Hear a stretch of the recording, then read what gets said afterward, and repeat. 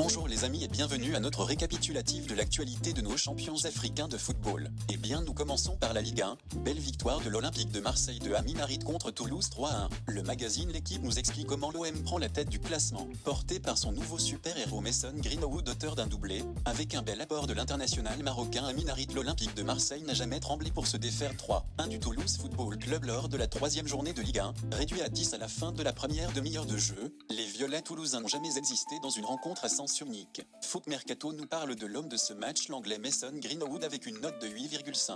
Le jeune britannique fait vraiment un début de saison tonitruant comme l'explique Foot Mercato. Moses Simon et le FC Nantes prennent une victoire sur Montpellier 2-1. Surprise de ce début de saison, le FC Nantes se déplaçait sur la pelouse de Montpellier dans le cadre de la troisième journée de Ligue 1 avec la ferme ambition de confirmer sa belle forme du moment. Face à une équipe héroltaise en grande difficulté depuis la reprise et humiliée par le PSG le week-end dernier 6-0, les Canaries n'ont eu besoin que d'une mi-temps pour ajouter un second succès en 3 matchs à leur actif 1-3, ce samedi. En Première Ligue, Nicolas Jackson et les Blues de Chelsea ont été accrochés 1-1 à domicile par une belle équipe de Crystal Palace. Après l'ouverture du score par l'attaquant international sénégalais dès la 25e minute, les Blues n'ont pas réussi à résister aux assauts de Ziguel de Crystal Palace, couronné par un but de leur vedette Eberechi Eze à la 53e minute de jeu. Thomas Partey a participé au match nul 1-1 à domicile de Arsenal contre Brighton. Declan Rice pointé du doigt par le journaliste car les Gunners laissent passer 2 points. Comme nous l'explique Sky Sport, le milieu de terrain anglais a été expulsé par l'arbitre 4 minutes après la mi-temps pour avoir boté le ballon et retardé la reprise du jeu après avoir commis une faute sur Joël Veltman. Il faudrait noter que l'ailier ivoirien Simon Adingra a fait son entrée seulement à la 85e minute. Ce dernier n'a pas pu changer les choses vu son faible temps de jeu. Mohamed Salah et Liverpool sont sortis victorieux de leur combat contre le Manchester United de Amad Diallo sur un score de 3-0.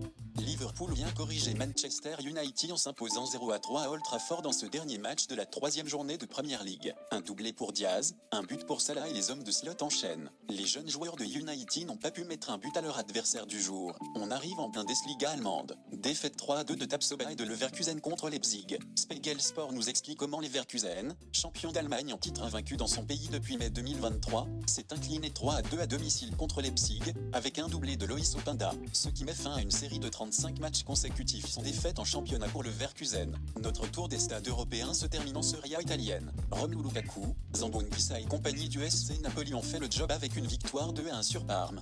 Deuxième victoire consécutive pour Naples en Serie A ce samedi 31 août lors de la troisième journée. Les Napolitains ont profité de l'exclusion du gardien de Parme pour renverser le score avec 2 buts dans le temps additionnel. Le premier signé Romelu Lukaku et les seconds, œuvre du milieu camerounais André Franck-Anguissa. Il est à noter que Victor Osimhen est actuellement exclu de la liste de joueurs du club. Nous en parlons dans notre Lugard Focus. Dans le même temps, la Lazio de Rome accrochait le Milan AC 2-2. La Lazio accroche le nul face à l'AC Milan avec un premier but de Boulaye Dia. Le puissant attaquant sénégalais Boulaye Dia, arrivé chez les Biancocelesti cet été, a marqué pour sa première titularisation et répond parfaitement à son absence de la dernière convocation d'Aliou Cissé pour le prochain rassemblement des Lions. C'est ici que se termine notre récap des performances de nos footballeurs africains pour ce week-end de foot européen. Place à la trêve internationale la semaine prochaine. N'oubliez surtout pas de vous abonner à Foot d'Afrique et d'activer la cloche de notification afin de ne rater aucune actualité.